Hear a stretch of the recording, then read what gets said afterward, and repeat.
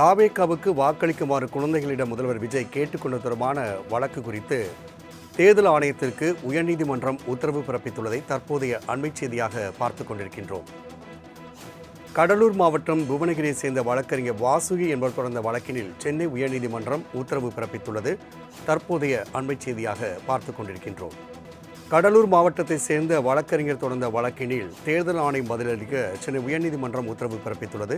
கூடுதல் விவரங்களை செய்தியாளர் கிருஷ்ணமூர்த்தி வழங்க கேட்கலாம். கிருஷ்ணமூர்த்தி, பிரச்சாரத்தின் போது வாக்காளர்களுக்கு பணப்பட்டுவாடா, சிறுவர்களை பங்கேற்க வைத்ததாக வழக்கு தொடுக்கப்பட்டுள்ளது. இந்த வழக்கு குறித்தாக தேர்தல் ஆணையத்திற்கு உயர்நீதிமன்றம் உத்தரவும் பிறப்பித்துள்ளது. என்ன உத்தரவு பிறப்பிக்கப்பட்டுள்ளது? கூடுதல் விவரங்கள். வணக்கம்.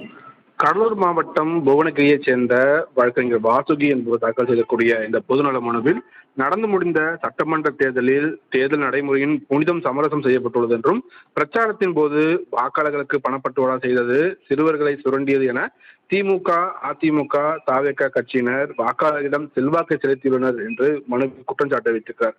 மேலும் கடந்த ஏப்ரல் 21ஆம் தேதி சென்னை நந்தனம் YMCA மைதானத்தில் பிரச்சாரத்தில் ஈடுபட்ட தாவேகா தலைவர் விஜய் தாவேகாவுக்கு வாக்களிக்கும்படி பெற்றோருக்கு அழுத்தம் கொடுக்க வேண்டும் என குழந்தைகள் மீது உணர்வு பூர்வமாக செல்வாக்கை செலுத்தியிருப்பதாகவும், இது பரவலாக பத்திரிகைகளிலும் சமூக ஊடகங்களிலும் வெளியாகிறது. குறிப்பாக மயிலாப்பூர், ஆலங்குளம், திருமங்கலம் உள்ளிட்ட தொகுதிகளில் பணப்பட்டுவாடா நடந்துள்ளதாக செய்திகள் வெளியாகியுள்ளன. இருந்தும் தேர்தல் ஆணையம் எந்த ஒரு நடவடிக்கையும் எடுக்கவில்லை என்று மனுவில் குறிப்பிட்டிருக்கிறார்.